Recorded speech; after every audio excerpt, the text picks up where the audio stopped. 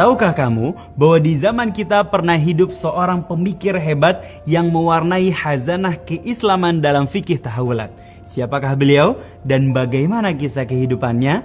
Mari kita bahas.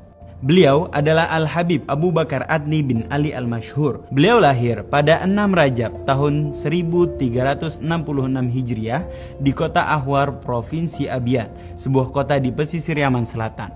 Beliau tumbuh dan berkembang di keluarga yang sangat menekankan disiplin ilmu agama. Bahkan di usia 5 tahun, beliau mampu berpikir layaknya orang balik dan mampu belajar. Melihat semangat beliau dalam menuntut ilmu, para masyayikh atau guru mengungkapkan, dia bagaikan anak ayam yang menetaskan diri dari cangkangnya. Perumpamaan dalam kesungguhannya mencari ilmu. Lantas, bagaimana pendidikan beliau di luar pendidikan kedua orang tuanya? Siapa saja guru-guru beliau? Pendidikan yang ditempuh Habib Abu Bakar Adni hingga di usia remaja lebih banyak dihabiskan bersama sang ayah, yaitu Al-Habib Ali bin Abu Bakar Al-Masyhur.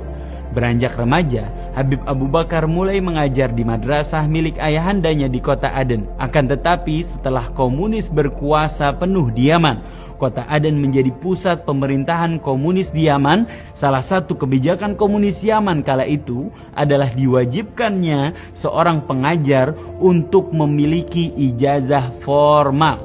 Hal ini membuat Habib Abu Bakar Adni berinisiatif untuk mengambil studi formal di Universitas Aden. Perjuangan demi perjuangan beliau hadapi. Akan tetapi kebijakan pemerintah komunis semakin mendiskriminasi. Beliau masuk dalam daftar incaran komunis yang harus membuat beliau hijrah keluar dari Yaman menuju Hijaz. Sesampainya di Hijaz, beliau memutuskan tinggal di Jeddah bersama keluarganya dan terkhusus ayahandanya yang memang sudah berada di Jeddah sebelum Habib Abu Bakar Adni tiba di kota ini. Lalu, bagaimana kehidupan Habib Abu Bakar Adni di kota Jeddah? Apakah beliau di sini berhenti belajar dan mengajar?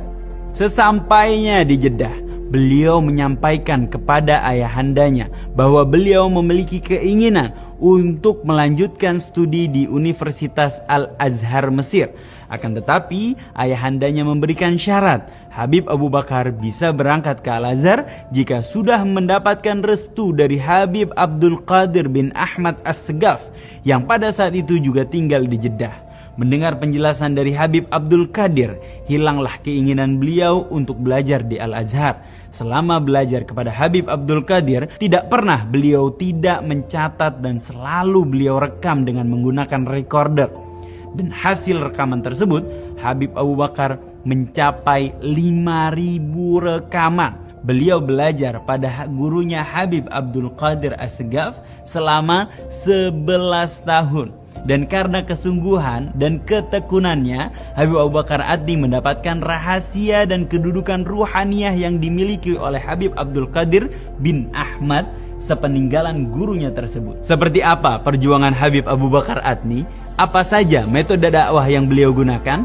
Setelah runtuhnya kepemimpinan komunis di negeri Yaman, Habib Abu Bakar Adni memutuskan untuk kembali ke Yaman, membangun kembali pendidikan salaf di tanah airnya tersebut. Beliau membangun beberapa madrasah dan universitas baru yang tersebar di seluruh penjuru Yaman, baik Yaman Utara maupun Yaman Selatan. Tercatat lebih dari 50 ribat dan 80 muassasah yang beliau dirikan. Bahkan beliau juga membuka universitas yang hingga sekarang universitas tersebut berdiri megah di komplek Imam Ahmad Muhajir yang bernama Universitas Wasatiyah. Di Indonesia, beliau pun mendirikan muassasah dan ribat yang bernama Al-Adni Center yang terletak di Nongko Jajar, Pasuruan, Jawa Timur. Hingga pada 27 Zulhijjah 1443 Hijriah atau bertepatan pada 27 Juli